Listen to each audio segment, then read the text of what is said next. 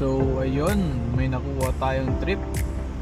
I-pick upin natin sa Starbucks at i-deliver natin sa kanila. So stay tuned.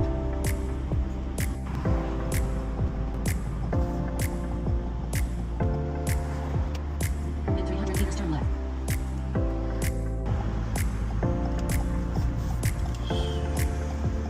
Yun na, hindi tayo sa Starbucks. So pipick upin natin yun. Item. Okay. Pasok tayo.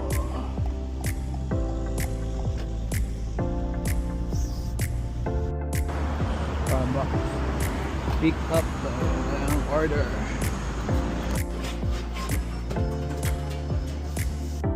So guys, ayan, na-pick up na natin siya. Complete. So complete pick up natin siya pag nasa car na tayo. Let's go. So order pick up. Ayan. Let's go. Wala na tayo guys.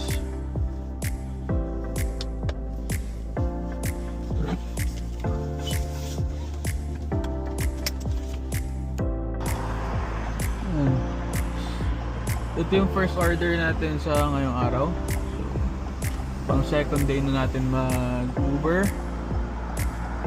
So far okay naman siya. Simula kagabi, pagtapos natin ng work. Okay. Ayun na nga guys. So, medyo traffic lang siya pero not bad. Okay naman. Tipid pa din naman tong sasakyan natin para sa pag-deliver.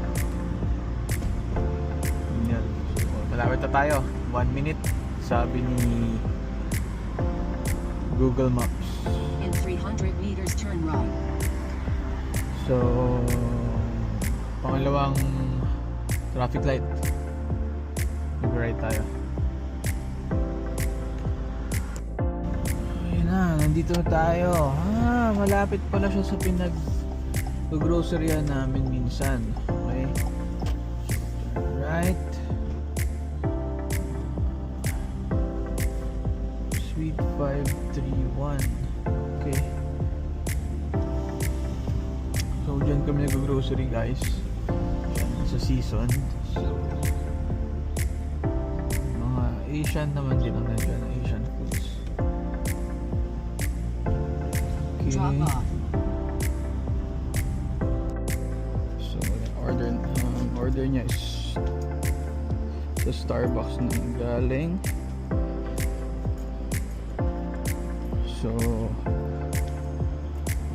yun, 71.61. Okay guys.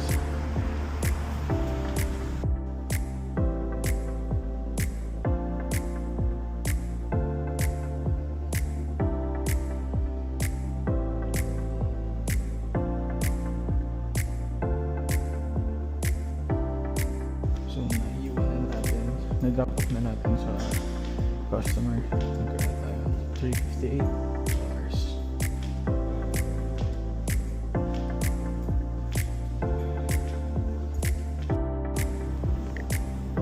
So yun na nga, no, pangalawang order na to na pick up natin. Hatid natin siya sa 83 Yatesbury Road. Lapit lang, 7 minutes away sa atin. So let's go.